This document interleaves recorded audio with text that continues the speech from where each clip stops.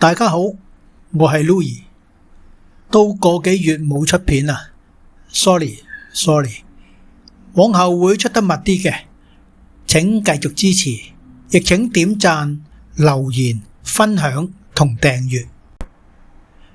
正如之前所提過，而家找數就係總結一下呢個播放清單嗰14條 YouTube 片，同埋一啲預告，真係遲咗少少。罪過。好，而家開始撮要式嘅總結。一、開場白同我 Louis 個名寫法嘅由來，同我工作同埋我嘅專業。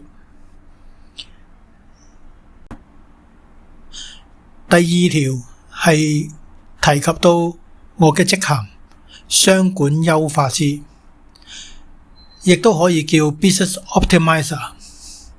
當中亦都提到我一啲客戶，咁當然唔會開佢哋嘅名啦。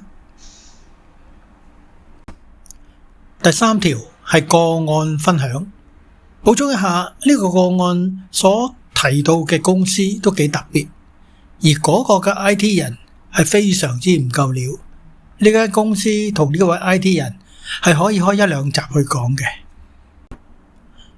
第四同第5條係講到我嘅工作裏邊角色同埋功能，係幾特別嘅，行內少有。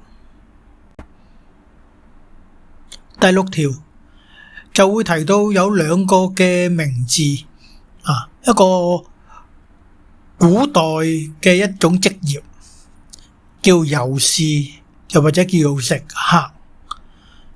咁點解會提呢？咁你可以聽下，咁你就明白。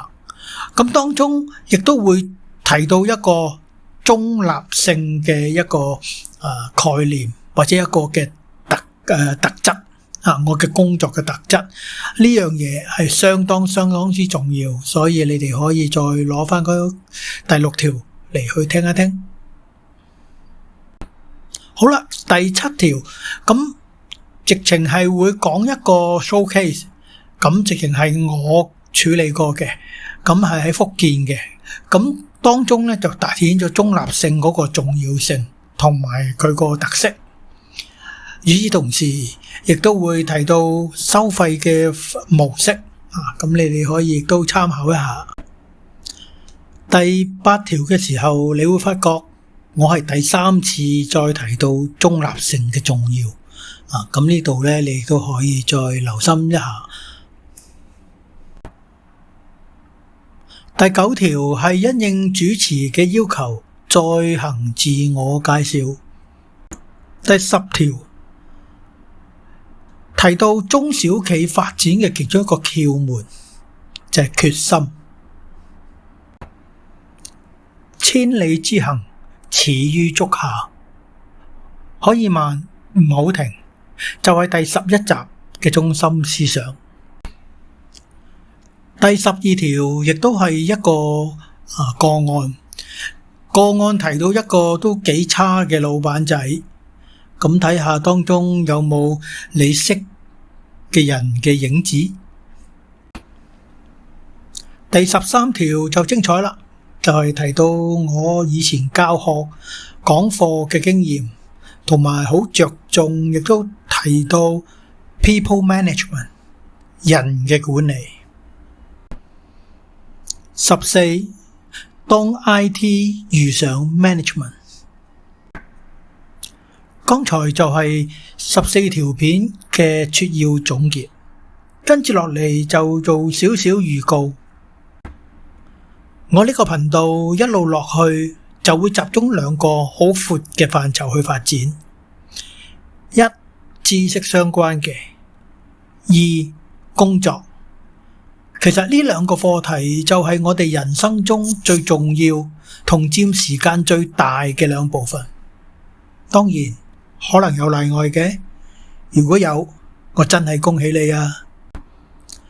另外，希望大家鍾意我 channel 嘅新名知識搬運工，請大家俾啲意見啊！